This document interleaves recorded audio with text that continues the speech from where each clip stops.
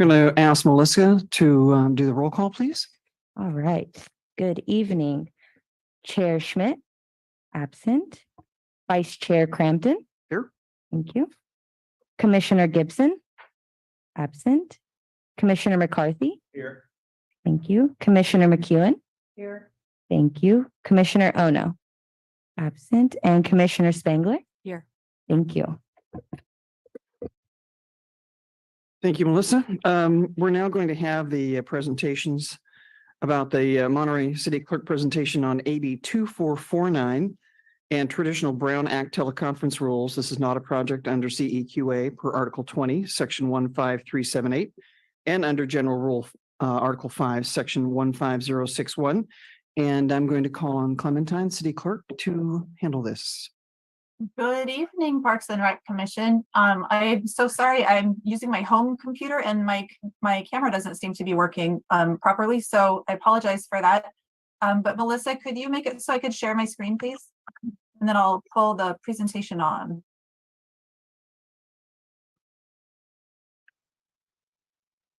Alrighty. Okay, so I'm going to be giving a brief update. These are some new rules in place since earlier this year and regarding teleconferencing for public meetings. So I gave a similar update to the council back in March when AB 361 was becoming no longer applicable. That's the mode of teleconferencing that you may remember from much of the pandemic. It was one that required there to be a state of emergency in order to use the remote attendance for the bodies such as the city council or your board. This law is still in place, but it only applies during a state declared emergency. And so since the governor ended that emergency in February, this is no longer applicable. So now the options for attending remotely your meeting are the traditional Brown Act teleconferencing, which we have always had, and I'll go into it, but that's the one where you post the agenda at your location and the public needs to be able to attend from that location. And then there's the new teleconferencing options under AB 2449. So I'm going to explain both of these. Traditional Brown Act teleconferencing requires noticing with the agenda physically posted at the meeting location within the legal posting timeline. Like I mentioned, the location has to be open to the public for attendance, and a quorum of your body must attend in person within the city boundaries. The votes must all be by roll call during any teleconference meeting. And there's no limit on use of this. You just have to follow these rules, and as long as you have, it works. AB 2449 has some other options and does have some limits. So for noticing, there is no requirement to list your location, but if the member who's going to be teleconferencing notifies staff in time, it should be agendized if time allows. The quorum of the body must attend in person. Roll call votes also, if there's anyone attending remotely. And if technology disrupts the meeting, then no further action can be taken. And this new rule, the AB 2449, it only applies in certain circumstances, which are the just cause and emergency circumstances. I'll go into those. But some additional requirements for this type of attendance would be that you would have your video and audio both on for the entire meeting. At the beginning, you would give a general description of circumstances requiring your remote participation. You do not have to give any kind of medical information. If your reason is medical, you can just say that and not go into details. And you do have to disclose anyone who is with you in the room who is over 18. So the just cause clause is for caretaking of an immediate family member, and that would require you to be attending remotely, a contagious illness, a need relating to a physical or mental disability, or travel on official business, like in this case, an official public business of the city or another state or local agency. You must let the body know as soon as possible If it can't be agendized in time, you would announce this at the start of the meeting. Please tell your staff as soon as you know. And then it will be announced at the beginning of the meeting, and you would provide the general description of the circumstances why you are needing to attend in this way. And then there is a limit on the use per member, which is 2 times per year for the just cause clause. Then the emergency clause is for physical and family medical emergencies. That's all. So this one is more restrictive, and it should also be agendized if time allows, is also announced at the beginning of the meeting. And for this one, the body has to vote affirmatively to allow this participation. So you would have it at the beginning of the meeting. The body would have a motion to approve your emergency clause attendance, and then they would have to all have a quorum voting yes. And the limit on use here is a little bit complicated. And so I have a chart showing, but the limit on use is a maximum of 3 consecutive months of only remote attendance through the emergency clause. So if you had such a medical emergency and it was requiring 3 consecutive months, that's it. You can't keep going. Or 20% of regular meetings in a calendar year, or 2 meetings total if your body meets fewer than 10 regular meetings a year. And I believe you meet once a month. So here's the chart. And you can see, since Parks and Rec has a monthly meeting, then 20% of that, you could not attend more than 2 meetings with the emergency clause. So again, just cause 2 meetings, emergency clause 2 meetings. And so as a reminder, please notify city staff as soon as you know that you will need to attend remotely. And city staff on their part will track the quorum issues and remote attendance and communicate the status if you're getting close to your limits for the year. And they will also make sure to get your location noticed on the agenda if you're choosing to do the Brown Act teleconference option. And I'm happy to take any questions. Does anyone have any questions? No questions from the committee. No questions? Perfect. Well, thank you for allowing me to present, and I hope you have a wonderful rest of your meeting. Thank you, Clementine. Thank you, Clementine. Thanks. Bye. Bye. Oh, so we're now going to open it to public comments. And Nate, if you could give those instructions to process the callers, please. Yes, thank you, Madam Vice Chair. For the safe attendance of our public meetings, wearing a mask is recommended. Please keep your phones and devices in the council chambers muted to prevent audio interference with tonight's meeting. There are 2 ways you can virtually participate in tonight's meeting. You may join us by using the Zoom app on your computer or mobile device, or you could also call into the meeting. To join the meeting on Zoom on your computer, smartphone, or telephone, use the link or phone number on the agenda at isearchmonterey.org. Since the meeting has started, you'll find the agenda under the Recent tab.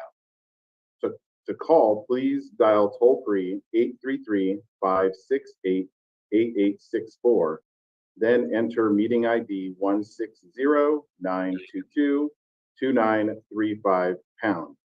And if prompted to enter a participant ID, press pound again. Detailed instructions on using Zoom are available at monterey.org/public-meetings. To make a public comment using the Zoom app, you can virtually raise your hand by pressing the raise hand button on the bottom of your screen. If you're dialed in by phone, raise your hand by dialing *9. And then to unmute yourself when called upon by dialing *6. You must do both. Public commenters will be muted until it is their turn to speak. Please stay within the time limit established for this meeting, and a countdown timer will be shown on the screen. If you're connected live on Zoom, the timer is accurate with no delay. Today's meeting is also streamed live on the city's YouTube account at youtube.com/City of Monterey with approximately 10-second delay. Unfortunately, Comcast Channel 25 is unavailable, so we encourage the community to participate either with Zoom or the YouTube option. And as always, we look forward to receiving your public comment. So we'll start with anyone in the council chambers that has public comment in regard to the presentation that we just received. There's nobody present. Thank you. And looking online, we have no hands raised, so we have no public comment at this time. Okay, if we have no more public comments, we will now close the public comments and we'll move on to the next item. We're going to have a review of the potential neighborhood and community improvement program, NCIP projects for fiscal year 2024-25. And that is not a project under CEQA Article 20, Section 15378, and under General Rule Article 5, Section 15061. And I'd like to call on Shannon. Thank you.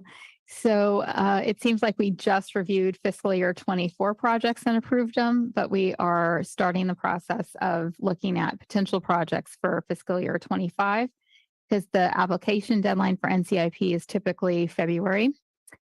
This will come back to you again in January or February for potentially actually voting on some projects to submit to NCIP by the deadline. We have Tom Hardy here, who is our NCIP expert, for any additional questions, but we'll go ahead and get started. So again, this is just the various neighborhoods in the NCIP program, and everyone has an NCIP rep, and then they vote equally on projects. They all get the same amount of votes. And then for fiscal year 25 potential projects, what we want to focus on is safety and updating existing parks and recreation facilities.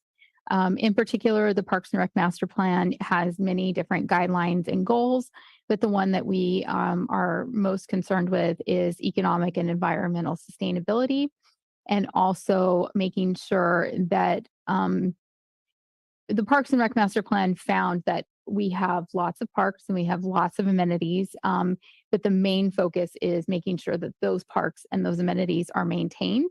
And so that is kind of what we are focusing on is upgrading and enhancing existing park facilities rather than adding to the new projects on there. So that's kind of what we're going to try and focus on with fiscal year 25 potential projects. And there are not a lot that we are recommending. At this point, we are looking at El Estero Park Center improvements, which should not be completely new to you.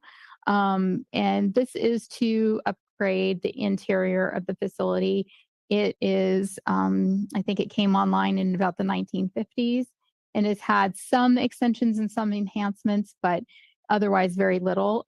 It is along with Hilltop and Schultze, our most programmed space. It's got the most programmable space and the most ability for us to offer multiple programs at one time, but it definitely needs an upgrade and enhancement. You guys saw that on our tour. And we are understanding there are some environmental concerns with that area, but that's 150 to 100 years out. The upgrade is needed now, not 50 to 100 years from now. So we're going to try and make sure we communicate that when we submit the project. The next project is the Hilltop Park Center, which is kind of the same situation. It was brought online in the 1980s. It is a former MPUSD school site. And when it was opened in the 1980s, it was basically just enough was done to get it open as a community center, and very little has been done to it since then. It still looks very much like a classroom building. And so again, there's some ongoing things that need to be addressed, but we also want to make it more user-friendly and inviting and allow us to break down and set up rooms based on programs for little kids all the way up to seniors and adults. So that is another project that we are wanting Parks and Rec Commission to consider. The other one is a shade structure for the largest barbecue area at the El Estero Park. It's actually the largest one that we have in the city. It can accommodate 200 people. It is right on the back end of the ball field that's headed towards the skate park. And that one is a safety issue. A shade structure would be nice for that area with all the birds and everything that are happening there, but also the balls that could potentially fly over the fence. So that is another one that is, again, not new to PRC. This one is potentially one or two projects. One is an infield artificial turf, which now there are environmentally friendly options besides using recycled rubber tires. So we feel like that can be addressed, but that infield will be the first to close because it immediately starts collecting water, and then that leads to less playable days. And then the other is the outfield turf and irrigation improvements. And this one, we haven't really talked if it should be artificial or just completely redone natural turf. Either way, these are big projects, but the Jacks Park definitely needs some love and attention. Solicito is gotten a lot of support from the Community Foundation and Monterey High School baseball. And because we are the home field for girls softball for Monterey High School baseball, then the Fair Play Act also comes into play. And that falls on the city, not the school district. So MPU, so we need to look at and making some improvements to Jacks as well. And then this again is another safety concern, and it could also have some cost savings and some savings in staff time is to switch out the ballpark lighting at Solicito. They're not the most efficient lights. We do have to go and replace them quite often. They're probably near the end of their life. There's some blind spots on the field which present a safety issue. And then one thing with new lighting is it's more energy efficient. The lights can be directed more efficiently onto the field with less backwash. And then they can also be turned on and off remotely, which right now require us to have a city staff person go down to turn them on and turn them off. So there's definitely some energy savings and some staff savings in there, as well as some safety issues. And then this one is our Schultz Park foam and drake design and renovation. And again, it can be phased, and this isn't a new project, but we found that this is a park that needs more attention. That portion of the Schultz Park is underutilized. And with COVID and all the things that are happening, we realized that we can also do a lot of programming outside. But the outside area needs to be addressed, and it could also be a good venue for events and other things, kind of like Friendly Plaza is here on the corner of Jefferson and Pacific. So these were just included because it looks like, and Tom might be able to confirm this, but these are cutoff projects for fiscal year 24, but it looks like they will be able to be funded with fiscal year 24 monies. So this is the recreation trail study, and hopefully it will be the last rec trail study we have to do for a very long time. And hopefully that'll give us a better idea of what can be done and should be done, and also take into account, the new usage, e-bikes and all of those type of things that are happening. And then the other project that we don't plan on resubmitting, hopefully, is the Elistero Park Center play equipment upgrade. We think that will happen with fiscal year 24 funds.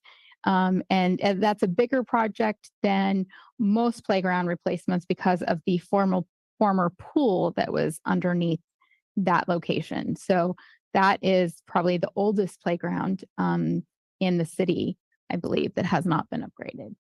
So, and so that is it for potential projects, potentially 6. And again, they're based on safety and upgrading existing facilities rather than adding to anything new and this would be submitted either on behalf of the Parks and Rec Commission or city staff. And then so questions and comments, and then we can do public comment if needed and all that. So Nate, if you would open it up to public comments, please. Yes, to remind the public, if you'd like to make a public comment on the presentation about the NCIP, you're using the Zoom app, you can virtually raise your hand by pressing the raise hand button on the bottom of your screen. If you dialed in by phone, raise your hand by dialing *9. If we have any public comment in the chambers, please approach the lectern. Nobody in the chamber. Let me look online. Yes, we have one public comment. Mr. Sovereign, you should be able to make your public comment. Good evening. This is John Sovereign, resident of Monterey. As you probably know, the city council last month approved $100,000 to do a design for pickleball courts at Rhine Ranch Park. Thank you for your support of that project. And I just want to mention in the context of this presentation that we expect to come back through the NCIP process for additional funding for the construction of these courts. Exactly when that happens is up to a couple things that are uncertain. One, obviously, you may have heard that the city is does not have a lot of engineering resources, and the city manager at the city council meeting last month indicated that a lot of these projects were going to take some time to complete.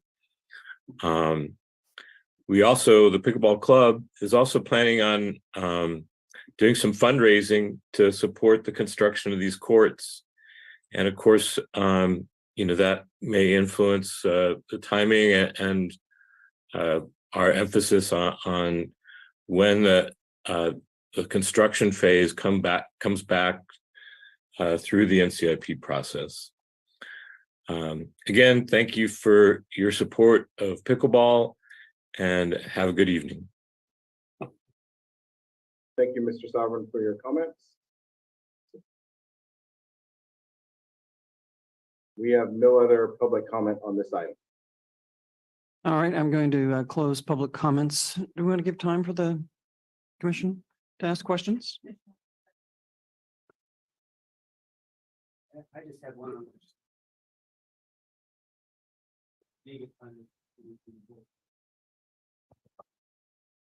Yeah, thank you. I just had a follow-up on the trail study that may get funded through 2024 funds. I was out there the other day and I thought somebody had mentioned they were putting sensors in to the pathway. And I just wondered if that was part of the trail study project or something different. Maybe Mr. Hardy can explain what's going on out there. Because something's happening. Which is good news, right? Yeah, exactly. Tom Hardy from Public Works Department with the NCIP program. Yes, there are actually bike counters that they've installed, and this will help identify like a time of day. They might even be getting speed, but it measures a number of different things in addition to just the number of bicycles that are going there. So it's separate from the study, but it will definitely inform the information that we can use. It's just providing data that we don't have now. But when we get to the study, it will be available for us to use and help us to do a better job analyzing what's going on. Is just a quick follow-up on in terms of the trail study. I know it's not funded, but is there an outline or an overview of that yet about what it will consist of or not? Not yet. Okay. No. We will know probably in toward the beginning part of next year where we stand with the funding, but I overheard Reggie talking to Shannon, and there appears to be funding available for the cutoff projects this year, so we expect that to happen. Right. But we'll know better as we get a little further on. Thank you. Yes, thanks. And that would be most likely drafting an RFP as well, which would Yes. outline what's Yes, part of the and we study. would be speaking with you at least, and trying to solicit what your thoughts are for the study and what was hidden. We're not experts in counting bicycles. and also probably traffic engineering and Marissa as well, because it is Marissa. considered part of the roadway. So we expect her to take a She'll be be a big part of it. yes. Anyone else with questions? I just wanted to make a comment. I was Mhm. on, I think this is on, I was on the rec trail and it's not only numbers of bicycles. I think the speed is super important because I noticed a lot more electric bikes. And some of them have governors that make it so you can't go more than 20 miles an hour. But 20 miles an hour on that path is really fast. When I bicycle through there, I try and keep it like at about 10 or 12 miles an hour, which is the speed limit in Pacific Grove, because I wanted to see what that was like. And that's reasonable. You can get around the people most of the time, but the e-bikes go faster than that. So I think that'll be important to differentiate the various speeds that we have on that trail. Because in my opinion, it's the speed differential that makes things so dangerous. Anyway, but thanks for that summary, Shannon. It seems like these are ones that we visited before, that we had put forth to NCIP previously. Yes, most of them are the outfield turf. I think you guys have not seen before. We've talked about it many times and it's definitely something that needs to be addressed, but that's a newer potential.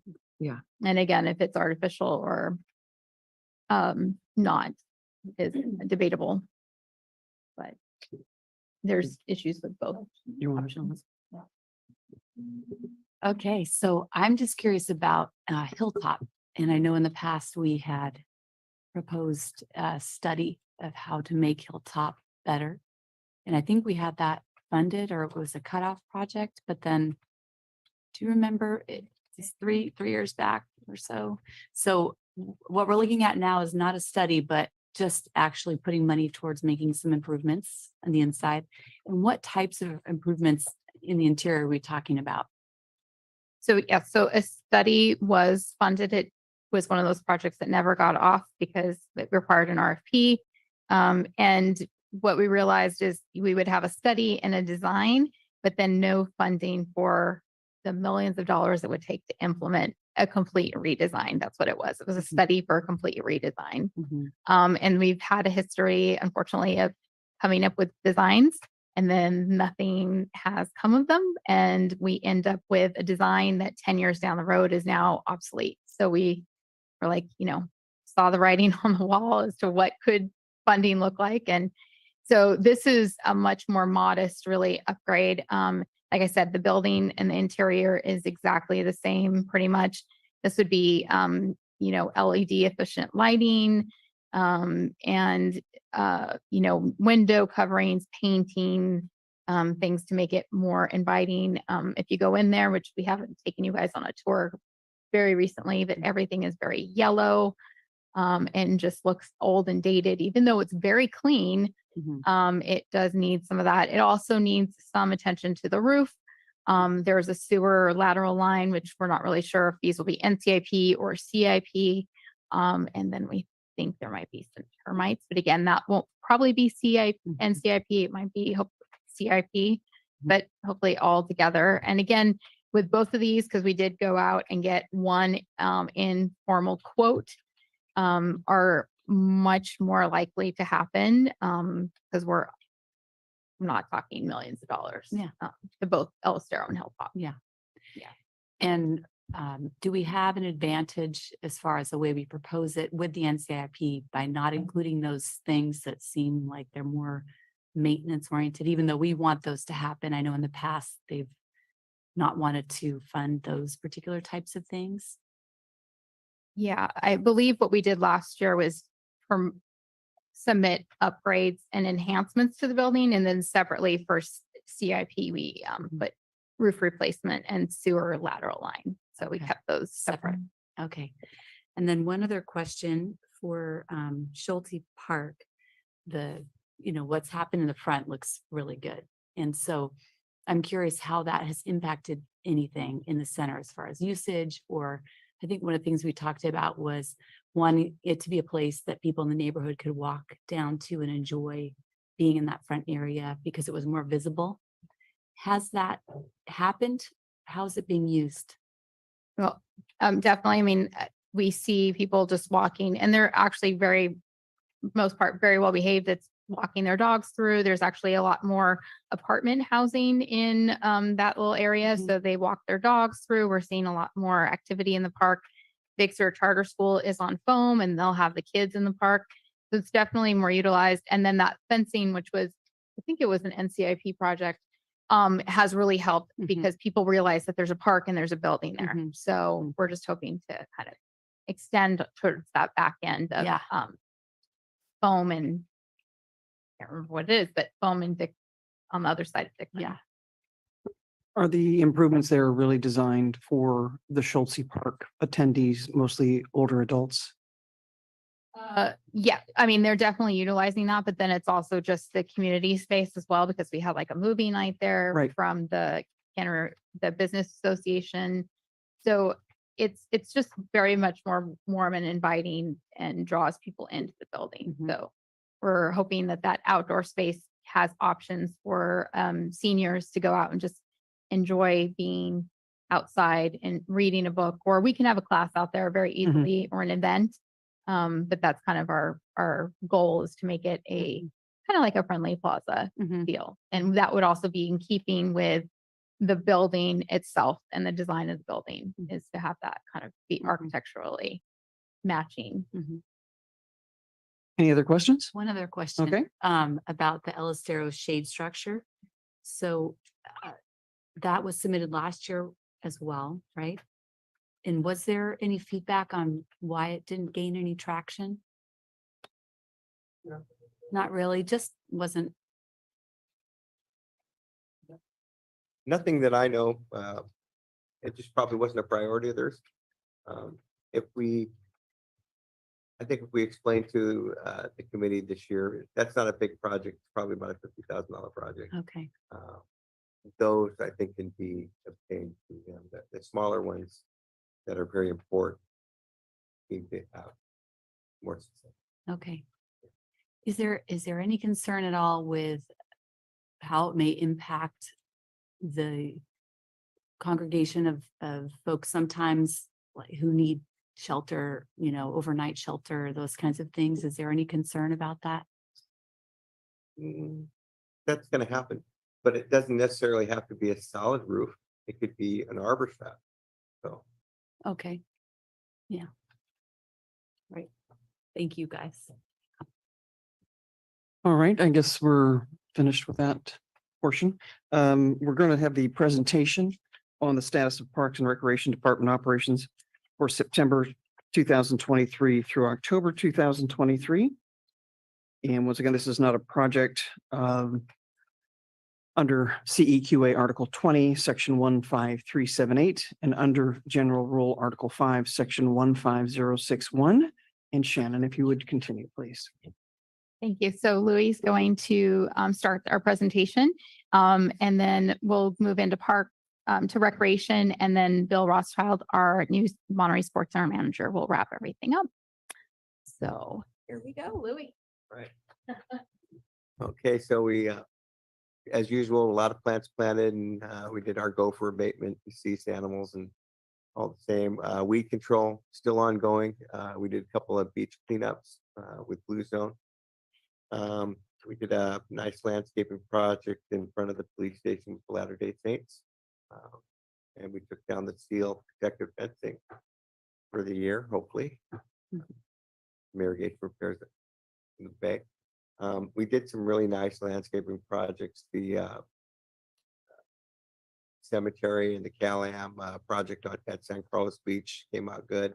Cemetery came out great. The entrance to the cemetery with the retaining wall. We put in an NCIP project. We installed an expression swing at Dennis the Menace. That seems to be getting a lot of play from what I've heard.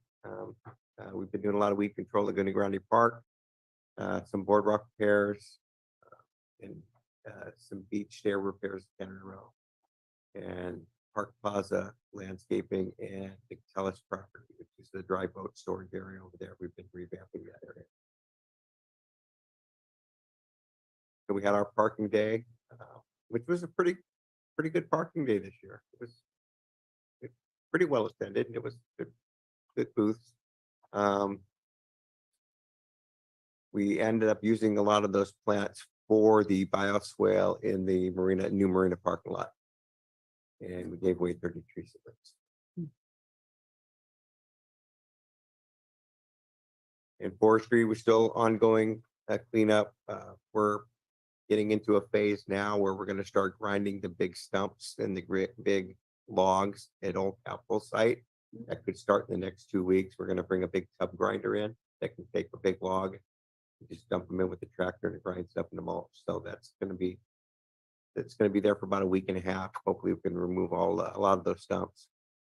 And our fuel reduction has been ongoing. A lot of work in the DLI. We're getting a lot of tree removal permits out. And we had some volunteer events for planting trees.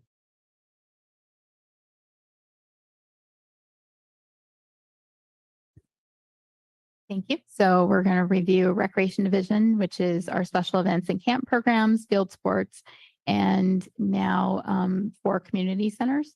So we'll go ahead and. So for community and outreach event, we held a Fun in the Park with STEAM program at Montecito Park in partnership with the library. And one of the projects was giant bubbles. And so that was in September, and it's also us programming and making sure we get all of Monterey. So this was at Montecito Park, and it really focuses on like North Monterey. We had a turnout of about 150. So it was a great day, picked great weather. And then we participated in City Parking Day on Alvarado Street, which really was headed up by Parks. They did most of the coordination for all of that, and we were happy to join them. We attended the Central Coast High School Career Fair and the Naval Postgraduate School Leisure Fair, which is something that they hold. I think they do it semi-annually, and that's kind of to get the word out to new families that are moving in. And then we had our second annual trunk and treat, and the Parks and Recreation Commission had a trunk. Thank you very much to Donna and Justin and Ellen for providing a Sesame Street Big Bird trunk. And it's a great day. We had, again, it was the best weather because the next day it rained, but it was perfect weather. It was our second annual event, and we anticipate this continuing, getting just a little bit bigger next year. It was bigger this year than it was the first year. We had 2,000 in attendance, and that's counting, not just the children, but their families that came with them. And we also, of course, do the movie night, which this year was Nightmare Before Christmas. And it is a great mix of not just city departments and divisions. Parks was there, Sports Center was there, Fire, PD, everyone that we could get from the city. But also we had nonprofit groups and Old Monterey Business Association and the Tennis Center. And then some small businesses were there as well with our food vendors. And we also had a balloon arch from Balloons by Loop. So it was a great partnership of a bunch of different people coming together to put on a really great community event. So again, this was something that came about post-COVID, but it's also an opportunity for us to offer a community event while also working within our capacity of having much less staff. So really it was all hands on deck, but it turned out well. And then our next event will be Saturday, October 19th. We've already set the date. We're trying to reserve the movie screen and everything as we speak, working far ahead, but it is set. So that was our trunk and treat. It was a great day. Everyone was working. So, and then our next is our field sports programs, which again are still doing incredibly well. We're going to wrap up youth soccer this weekend. We have 217 enrolled and a wait list of 162. Really in terms of field space, we're probably at capacity. We just don't have additional fields. If we had easy access to the Presidio field, that would make a whole bit a lot of difference, but we're not able to go back there. We're taking registration now for youth flag football. And then we're planning for our spring track and field program and our summer camps. And we're looking to expand spring track and field because we had a wait list, a very large wait list. So we're hoping to, instead of just doing a Tuesday, Thursday program, doing potentially a Monday, Wednesday program. And that depends on MPC and their availability because we use MPC's track for that. And then our adult field sports, we just wrapped up our championship for adult baseball. We're finishing up our fall softball. Registration for spring won't quite start yet for spring ball. And then we're planning for 4-on-4 adult beach volleyball in the spring and taking registration now for adult ultimate frisbee. And then El Estero is doing really well. Our preschool's full. Our youth programs are going with dance, fencing, chess. Miss Renee is back, and we plan to expand programming in January. She was off for a little bit for a surgery, and now she's back, and we're just slowly rebuilding and then hoping to expand in January. And then because we are able to have multiple rooms and programs happening and function both as a office for people to come in with permits and questions. We can also have some staff taught classes there because everyone's in the same building.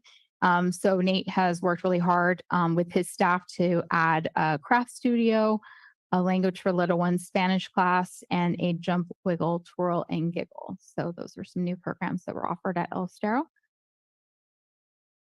And then Hilltop is doing very well. Piano lessons are full. Adult ceramics, we added a second day of adult ceramics. So now we have a Monday, Tuesday, Wednesday class.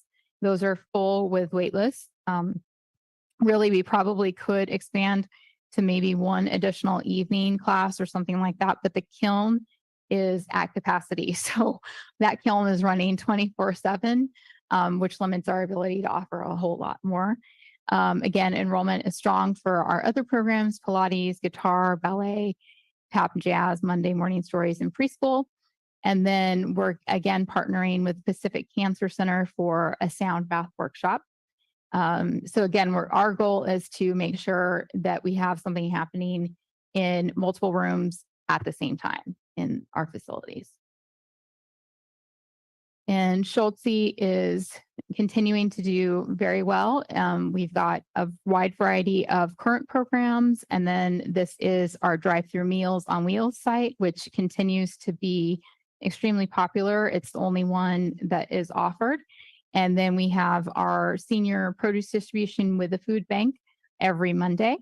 And then what's next is smartphone training, Medicare seminars, special events. And then we are slowly rolling out our Play Monterey travel program for 2024. And then Casanova Oak Knoll Park Center is open. It's open based on program and event schedule. So we hosted a CERT training on October 18th. On October 24th, we offered our first community story time. And that's a photo of our attendees. It's a free event or free program that we offer with the library. So they come in and they have stories and we do some sort of art and craft, and then the bookmobile is available afterwards. And then in the new year, we're expanding that to a Saturday morning story time, like come in your PJs, roll out of bed, we'll have some coffee and, light breakfast and a story craft time, and then they can go on with their day.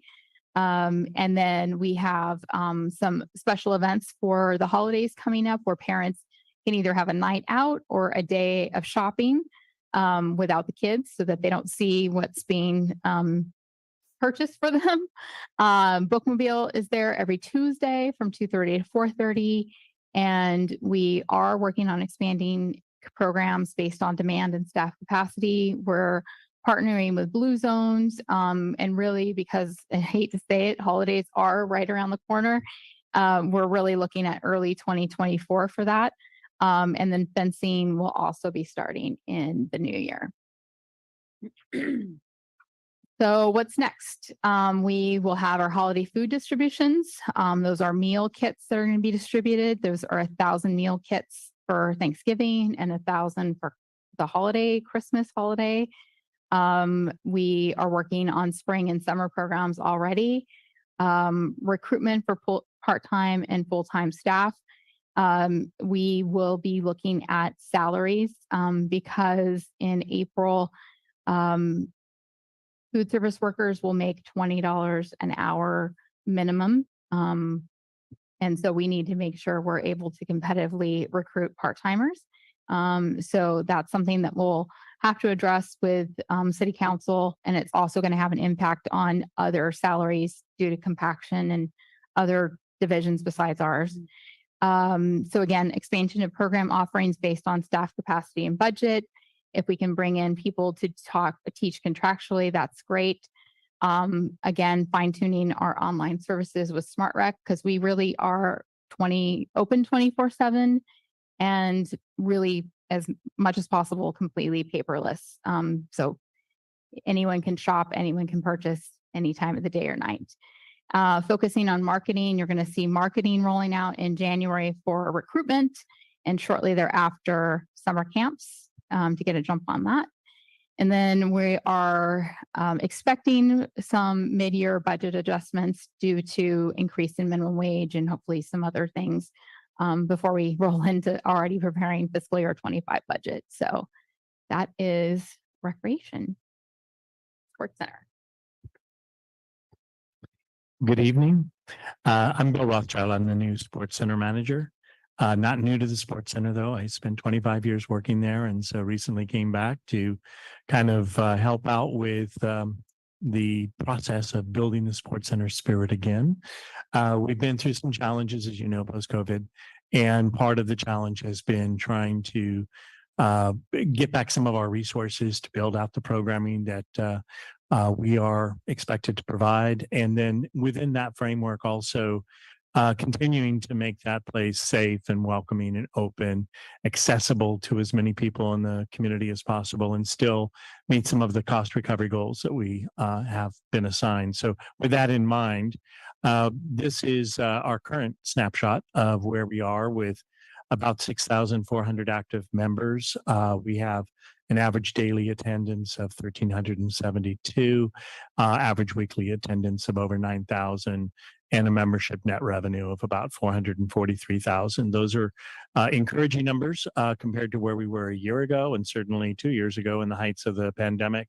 But those are just simply steps kind of headed in the direction of recovery and full operation. One of the things that we are looking to do is creative promotions, creative opportunities for the public to be able to access the facility, finding promotions that will help people essentially afford use of the facility, and looking at collaboration and partnerships with other groups in the community to try to build out that membership and make sure that we're also meeting the goals of diversity, equity, and inclusion. So the current promotion that we're working on is this holiday fitness extravaganza.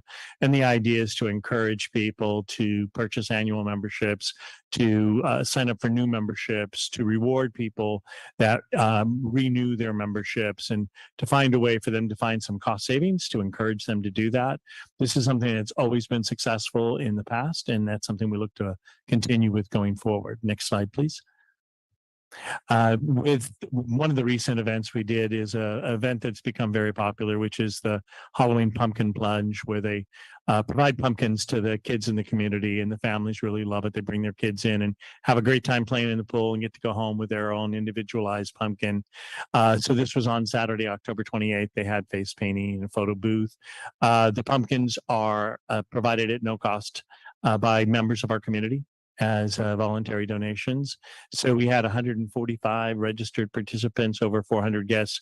There's considerable demand to expand that. So we are looking at ways that we might be able to provide some staging to maybe allow more people to participate in that event.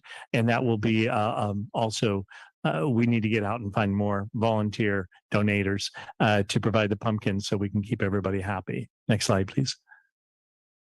The personal training, Marcia, who's in the picture, is a part-time employee who's been with us since in the early 90s. Was when Marcia started there as a part-time instructor, and she's been helping Lori Atade, the fitness supervisor, with helping manage the personal training. When they started post-COVID, they only had 1 or 2 clients. Now they have 594 personal training packages sold just in September, October, and the revenue is considerably higher. Talking with Marcia today, she celebrated her birthday yesterday, so we had a chance to bring her up and talk about how things are going in the fitness area. One of the things that we talked about was just how there was such a loss of personal and social connection during the pandemic. And personal training is one way that people reestablish that connection. They learn how to train safely, they learn how to meet their goals, but they also create those social connections that are so critical. And so we felt that that's such a valuable service to be able to continue to provide. And it's obviously meeting its goals in terms of revenue production as well. Next slide, please. This also goes into what Lori Atade does. Lori Atade is our fitness supervisor. She also manages a group exercise program, which features 70 classes a week. That's considerable for any facility, but for a recreation community center, it's literally unheard of. They have an amazing selection of classes. There's Zumba, UJAM fitness, cycling, strength, core, HIIT, kettlebell, aqua yoga, Pilates, senior fitness, and more. The average class attendance is over 23 people per class. So they're really well attended. And this took some work to get people over the fears and concerns of being close to other participants, but it is something that's really growing. And again, it's that social connection that is absolutely vital. And one of the things, if you look at the picture that's provided representing our group exercise instructors, there's a tremendous representation of diversity in that picture. It's reflective of the population that we serve, and it's reflective of the dynamic variety of offerings that we provide. So I can't say enough about the job Lori has done in terms of running that fitness area, managing the fitness rooms, running the group exercise, assisting with the personal training, helping manage the facility. And also, by the way, she does most of our marketing as well. So kudos to Lori Atade for running just a really impressive program. Next slide, please. Aquatics, everything I just said about Lori could be said about Tony Graffinino. Tony runs our aquatics program through September and October. You can see the revenue was pretty significant from swim lessons, significant participation at all ages and levels. Private lessons from September, October, again, significant revenue there with a number of people served. And then the pool lane reservations. The thing about aquatics is not only is it a critical skill for people to have, particularly in an environment that we live in when there's such a presence of aquatic activities, having that ability to swim is really critical and vital to the youth that grow up in our community. But it's also to understand the challenge that running that aquatic facility and those programs. I think when we opened the facility in 1992, the aquatic coordinator at the time had 6 30-hour positions assigned to ensure stability in the lifeguarding schedule and ensure the level of programming that we would like to. Tony has 0 30-hour positions right now. It's Tony and a lot of part-time kids. Now he has some really, really good staff and they're doing an amazing job. But again, this is, I think, a real, just a testament to the hard work and the perseverance that Tony Graffinino has put in to make that program so successful and so viable. We're developing some additional teen swimming programming, and Tony's constantly looking at other ways we can build out access and programming for the community. So again, just can't say enough about the job Tony has done there. Next slide, please. And then, of course, Ryan Nunez has also been phenomenal in terms of providing activities for our youth. So our fall sports camp brought in significant revenue, lots of participation. We run extended hours for families that need to drop off early or pick up late. And that's always a welcome service for a lot of our working families. So Ryan has done a great job to accommodate those needs, but also an incredible job making sure that the staffing is really creating a safe place for the kids, well organized, well supervised. Next slide, please. And so this is one of the upcoming projects that we have is the Monterey Sports Center is going to go through a renovation. We're working through a few of the legal risk issues to make sure the contractual work is all completed. But essentially, we're developing kind of a new design on the weight room. It's a really nice design in that it's going to allow us to have more guests comfortably and safely. It's a more modern design. It's going to accommodate a lot of needs. Laurie and I have talked about some of the innovative programming she wants to bring in there, not just with personal training, but small group training, free orientations for youth to make sure that they're able to use the equipment safely and properly. And then just, I think, expanding the opportunities. Many of the pieces that she chose for this new design are very accessible and inclusive. And typically, if you look at a lot of recreational fitness rooms and many of the private sector, they tend to have a lot of selectorized equipment. So these are machines with stack weights where you go in, you insert a pin into the weight you want to use, and then you do a particular motion. Those are not very accessible. They're not very equitable in terms of allowing so many different users to be able to adequately perform on them. These units are. So they're going to be far more accessible. They're going to be able to use by many of the people in our population that generally have some struggles using traditional fitness rooms. So it's a great design. Again, great job by Dr. Willer, the former manager, and Lori to kind of come up with an idea of what's going to really serve the population best at the sports center. Next slide, please.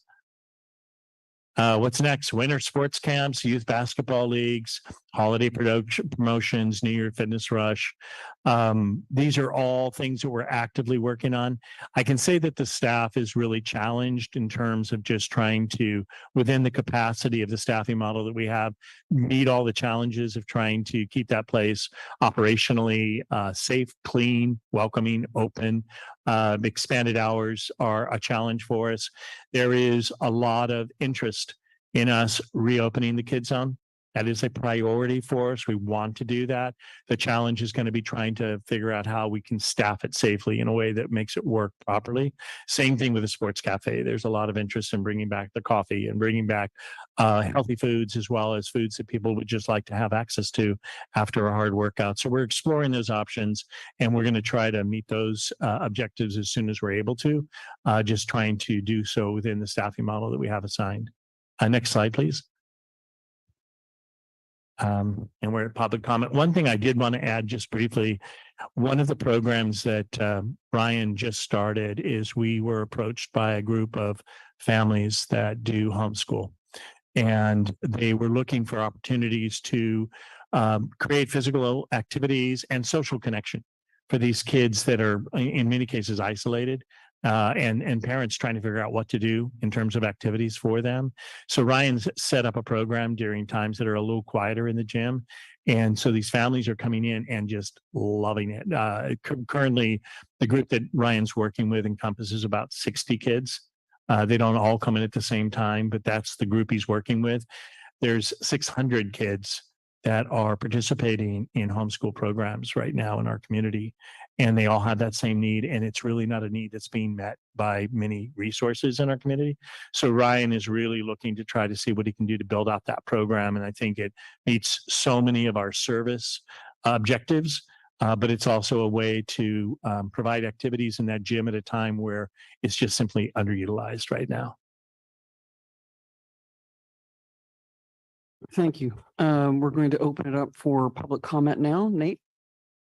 Yes, if you'd like to make a public comment on this presentation and you're in the council chambers, please approach the podium. If you're logged in through Zoom, please raise your hand or press *9 if you've called in by phone.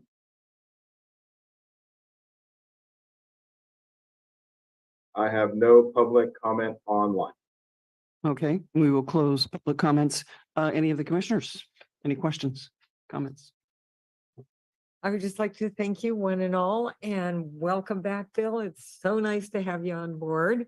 And I'm looking forward to 2024 and all that it will bring to the Parks and Rec and the Sports Center. Thank you. Anyone else? Yeah.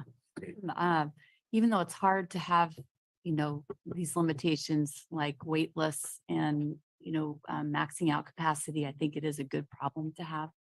It's good that we have that. And two words kind of came to mind as you guys were sharing. One was resourceful. I feel like you guys are just so resourceful in maximizing what you do have, and then also innovative.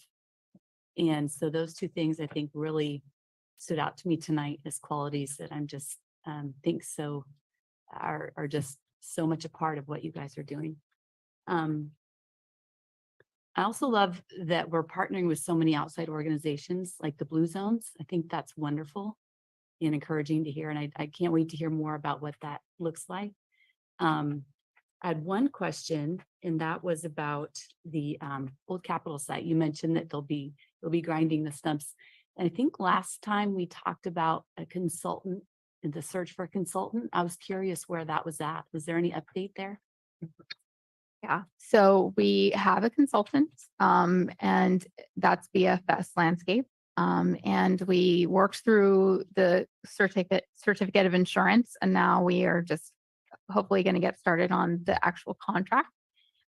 Because we have the funds from NCIP, we have all of that. We just need to get us into contract. But hopefully the goal is to have everything wrapped up by the end of this fiscal year, which is June 30th. And it's going to involve a lot of public input and Parks and Rec Commission input. And we want to make sure we get the neighborhood involved in that. So right now it's the contract process. Okay, yeah, that's great. One other little thing. I just had the opportunity to travel to, I think, one of our sister cities, and I'm not sure, so I wanted to confirm it with you guys. Is Dubrovnik? Okay, so I just got to go there, and I was there and I was looking for the sign that said Monterey. And so I don't know if you know where it is, but I think I saw it right outside the bridge that you go on as you enter the city. Okay. It was kind of exciting to like hunt for it. Yeah, actually, I think that there's a contingency here right now from Dubrovnik because I think they want to be here for the half marathon. So I want to say they are here at the moment. Okay. They might have come in Monday. Oh, very cool. Okay, thank you. No, the only comment I'll make is to just sort of just to keep in mind that with all the things that you guys are doing and the resources that have been cut back so far, it's important for us to remember we need to pound on the city council and other folks that the job you're doing is wonderful, but it's going to kill you. So we got to fund it. We've got to, and it doesn't mean to be, a stream of money immediately, but we've got to remember we've got to fund positions. We've got to fund, activities. We've got to make things a little bit easier for you guys so that they will continue. And that's all. Just a comment.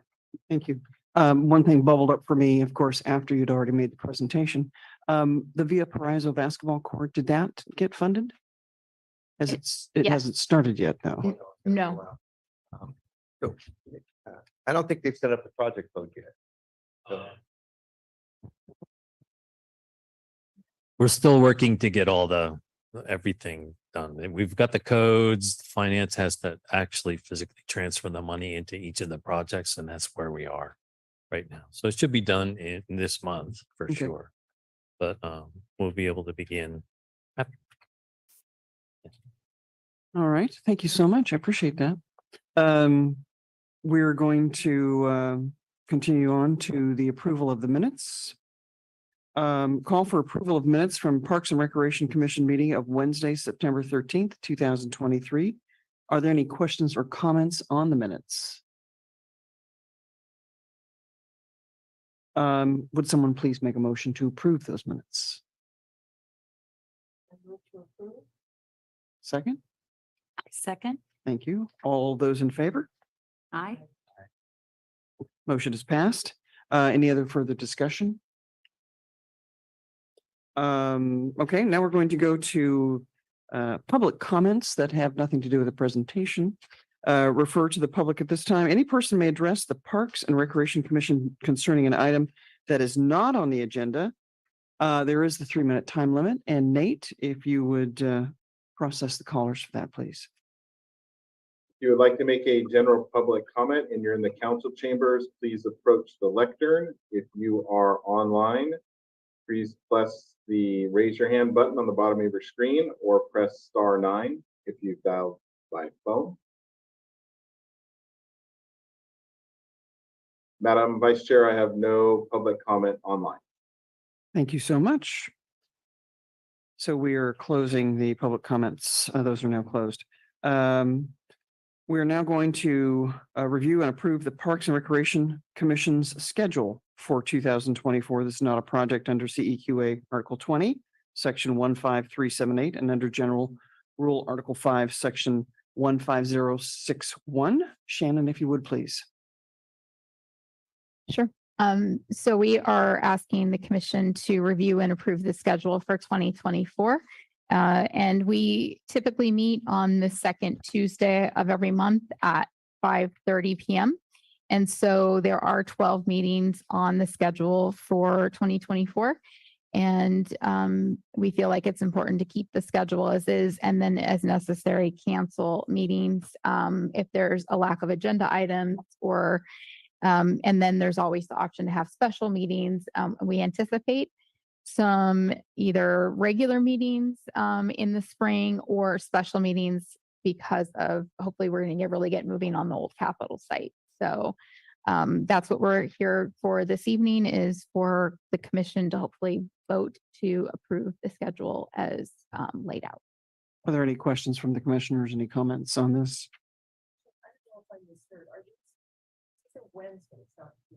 Correct. Did I say Tuesday? You did. I did. Yeah. I'm so sorry. Yes, the second Wednesday of every month at 5:30. Any public comments?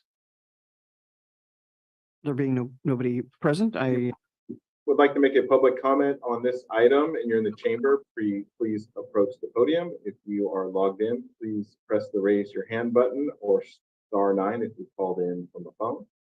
there's no one present in the And we chamber. have no one online that would like to make a public comment. Okay, thank you so much. I gather we've gotten all of our questions answered.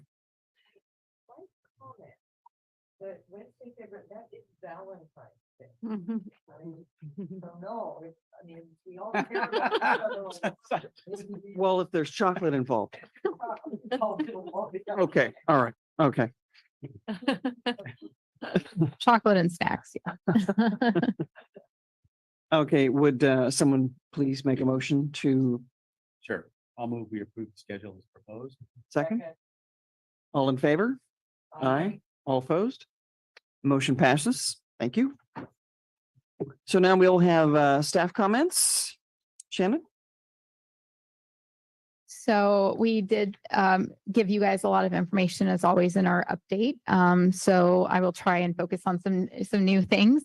One is I'd like to, and we'll bring this back to commission, but formally acknowledge Donna Gibson. She has resigned from the Parks and Rec Commission, but she, has been a great member of the commission and a very active supporter of Parks and Rec.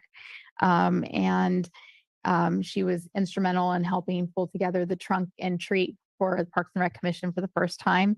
And she was our Parks Rec Commission chair for a very long period of time because she served through COVID. And so I just want to acknowledge Donna for everything. And, she's an active VIP member, volunteer in parks, and she will be missed. So, and then I'd like to, formally welcome Bill, our sports center manager, who is not new to the position, but not new to the city. And then hopefully in January, we'll have the opportunity to introduce you to several new staff. We are in the middle of a recruitment for a recreation coordinator for the El Estero Park Center, which will free up Nate to focus on the duties of a recreation supervisor. Right now, he's working in 2 roles. And then we have a recreation specialist that we've hired and recently brought on, who is again working in 2 roles. Mallory Hill is doing field sports and community centers, and that's community centers, all of the community centers, not just one. There used to be one 30-hour employee for each community center. We have one full-time employee that's split between two divisions and jobs. And then we're anticipating another announcement for a guest services specialist at the sports center. And I know Louis has brought on some new park staff as well. So hopefully we'll make some announcements and give you guys an update at the next meeting. And then I just want to say that our Thanksgiving meal kit distribution is Wednesday, November 22nd. And that will be at the El Estero Park, Dennis Jimenez Playground parking lot. And that's going to be drive-through. And it's a partnership with the food bank, the Kiwanis, and the Defense Language Institute, and Monterey PD and Monterey Fire as well. Plus Seaside Fire and Marina Fire, who deliver homebound meals to their residents. So it's not just a drive-through meal kit, it's also home delivery to homebound residents on the peninsula. And then we will be doing that again on Thursday, December 21st for our Christmas holiday. And all of that is donated and coordinated with the food bank.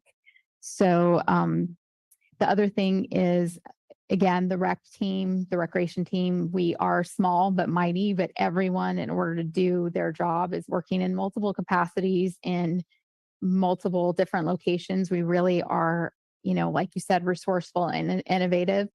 Nate and Rachel and Mallory and Misty are helping to get some activities off the ground at Casanova. And then it's an all hands on deck when we do any of our special events. Everyone is there. So really we've had to pivot. We're still, again, not to anywhere near full staff that we were prior to COVID, but we are trying to work at as well as we can to do as much as we can. But again, resources are scarce, and it's kind of like a Jenga. You take one piece out and it's all going to kind of collapse. So it's a huge team. Melissa and Sarah took photos and are working on marketing because we are already starting with summer, and it's just every hands on deck, Nate and everyone. So we are very, very busy.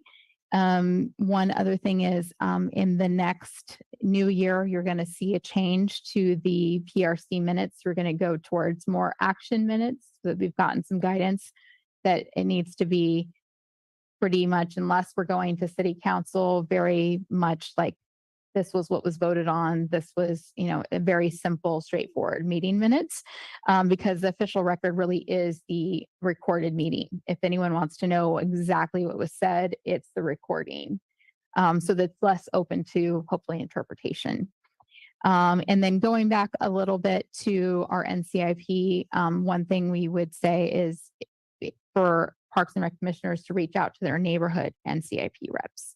If there's a particular project that is in your neighborhood or that you feel strongly about, reach out to your neighborhood reps in which you live in Monterey Vista or those type of things. Like, also that might be a way. But yeah, that would be it. So thank you very much. And we may not see you again till the new year. We'll see if there's a December meeting, but thank you very much for coming and letting us have this meeting tonight. Thank you so much. Thank you. Bill? I just wanted to say thank you to Ellen for stopping by at the Sports Center and welcome me with her thoughts of providing a lecture on the benefits of chocolate. And yes, we are definitely interested in trying to do something. One of the goals we have with the reopening of the kids zone is not only to provide the babysitting service, but also to provide venues for more wellness lectures. And so Lori is working on ideas that we can explore using that space. So we want to do that. I would encourage all of you to come by when you have an opportunity, say hi, and then just talk about your ideas, talk about what you're hearing from the public, what types of things we can look at collaboratively, innovatively, in terms of building service to the public. So, and that message goes to the public as well. We really want to hear their ideas because you never know where that next big, great idea comes from. So that's my message: is we're open to exploring together what our future looks like.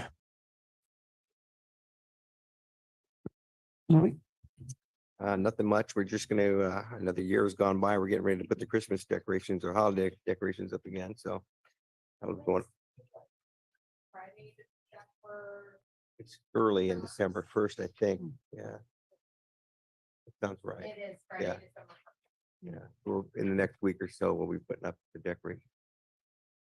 That's it for me. Thank you. So now it's time for commissioner comments. If you have any more. Lacey? Yeah. It's exciting to hear there's some new hires on the horizon. So can't wait to meet these guys and excited for you guys to have more help. That's wonderful news. And welcome back, Bill. Thank you for uprooting whatever was going on in your life to come back. And it's neat. You've got all this experience from having been here before, and then you've have this most recent experience. So it's exciting that we get to see how you merge that to benefit the Sports Center. And Louis, thank you for being so consistent in your excellence as far as how you lead. And I mean, we just live in such an incredible place. And so I appreciate your effort. Yeah. And Shannon, thank you for juggling so many things. And, you know, like Dennis said, we realize it's super rough and there's little glimpses that things are getting better. Hang in there, keep working hard. Thank you so much for what you do. Yeah. Yeah, I mean, well, I wasn't going to make an announcement tonight, but the bottom line is I've now been on here about 18 years and I'm done. So, you know, and I mentioned this already to Karen. So, and I didn't know Donna had resigned, which is not, you know, the timing's not great. But anyway, point of raising it tonight is we may not have a meeting next month, so I won't get to say bye to you folks, right? And to thank the staff for the years and years and years of hard work. And it's just been an honor. And again, I don't remember it, 17, 18, 19 years or something. But, you know, with this group here and with this staff, the city's in good hands. And I look forward to seeing what develops, you know, just going forward. So it's been exciting. It's been an honor. And I thank you. I'm going to submit my resignation effective January 1, but you've got a quorum problem between now and then. Let me know. Otherwise, after that, you're out of luck. So, but anyway, thank you. Thank you. Yeah. Thank you. Thank you, Dennis. Submitted as of February 15th, then you can go to our February 14th meeting. Have chocolate. You know, little strategy. Yeah. Thank you. I think I'll pass though. Oh, it's wonderful. You know, Lacey is so eloquent, and what comes from her heart comes from my heart too. So thank you very much. I would just like to say that I look forward to the day when we don't tell you how wonderful you are because you're doing so little, so much with so little. I really do look forward to that day. So I think that's it for the comments. And the next meeting is December 13th, 2023 at 5:30. And with that, this meeting is adjourned. Thank you.